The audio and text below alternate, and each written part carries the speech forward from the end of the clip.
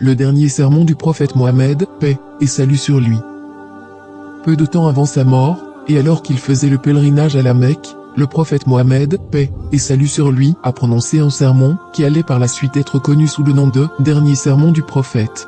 Ce dernier sermon n'était pas qu'un rappel destiné à ses fidèles, mais aussi un important avertissement. Il confirmait également la fin de sa mission prophétique.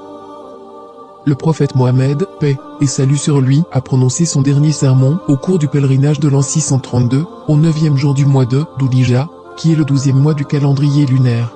Il se tenait sur le mont Arafat, devant des milliers de musulmans.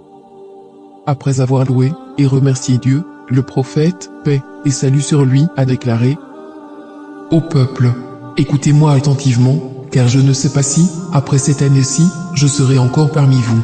Écoutez, donc, ce que je vous dis avec beaucoup d'attention et transmettez ce message à ceux qui ne pouvaient être présents parmi nous aujourd'hui.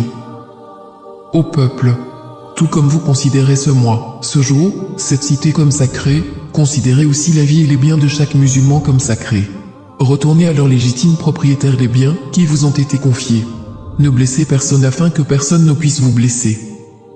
Souvenez-vous qu'en vérité, vous rencontrerez votre Seigneur et qu'effectivement, il vous demandera compte de vos actes. Dieu vous a défendu de pratiquer l'usure, de prendre ou payer de l'intérêt, donc tout intérêt non payé sera maintenant annulé. Votre capital, cependant, vous revient. Vous n'infligerez, ni n'endurerez aucune injustice. Dieu a décidé de rendre l'intérêt illicite, et tout intérêt qui était dû à Abbas ibn Abdel-Muttalib sera maintenant annulé. Méfiez-vous de Satan, pour le salut de votre religion. Il a perdu tout espoir de ne pouvoir jamais vous amener à commettre les grands péchés. Attention, donc, à ne pas le suivre dans les péchés mineurs. Ô peuple, il est vrai que vous avez certains droits à l'égard de vos femmes, mais elles aussi ont des droits sur vous. Souvenez-vous que c'est par la permission de Dieu que vous les avez prises pour épouses, et que c'est Dieu qui vous les a confiées. Si elles respectent vos droits, alors à elles appartient le droit d'être nourries et habillées convenablement. Traitez donc bien vos femmes et soyez gentils envers elles, car elles sont vos partenaires et elles sont dévouées envers vous. Il est de votre droit qu'elles ne se lient pas d'amitié avec des gens que vous n'approuvez pas et qu'elles ne commettent jamais l'adultère. Ô peuple, écoutez-moi bien, adorez Dieu, faites vos 5 prières quotidiennes, jeûnez pendant le mois de Ramadan et donnez votre richesse en zakat.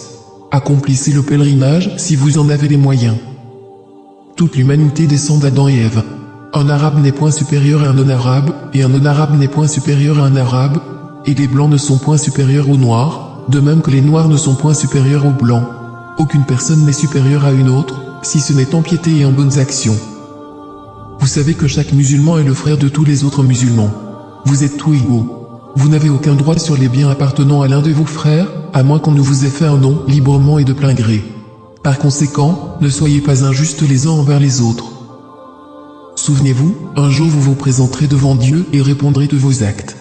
Prenez garde, donc, ne vous écartez pas du droit chemin après ma mort. Ô peuple, aucun prophète ni messager ne viendra après moi, et aucune nouvelle religion ne naîtra. Raisonnez bien, ô peuple, et comprenez bien les mots que je vous transmets. Je laisse derrière moi 2 choses, le Coran, et mon exemple, la Sunna. Et si vous les suivez, jamais vous ne vous égarerez. Que tous ceux qui m'écoutent transmettent ce message à d'autres, et cela à d'autres encore, et que les derniers puissent le comprendre mieux que ceux qui m'écoutent directement. Sois témoin, ô Dieu, que j'ai transmis ton message à tes serviteurs. C'est ainsi que le prophète, paix et salut sur lui, termina son dernier sermon et, alors qu'il se tenait près du sommet de Arafat, le verset suivant lui fut révélé,